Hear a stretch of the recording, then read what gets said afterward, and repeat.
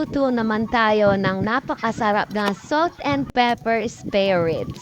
Half kilo pork special cut spare ribs yung ginamit ko. Pinakuluan ko muna yung pork natin sa pressure cooker for 12 minutes. Pag malambot na yung karne, pwede nang i-marinate at bigyan ng gently massage.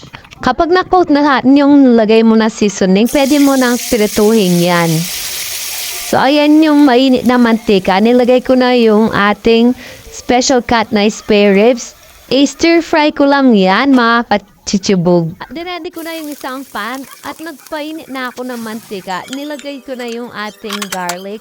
At sinunod ko naman yung ating naperitong spare ribs. At sinunod ko na yung mga bell pepper. First time ko lang pala ito niluto. At syempre gusto kong ma-share sa inyo yung aking recipe.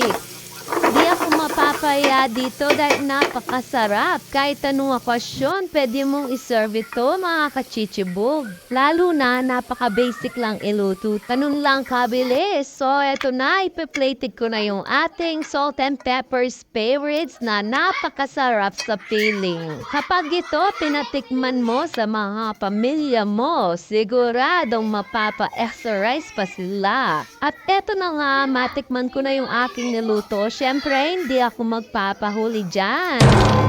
At eto na nga, i-vlogs ko yung niluto natin for today.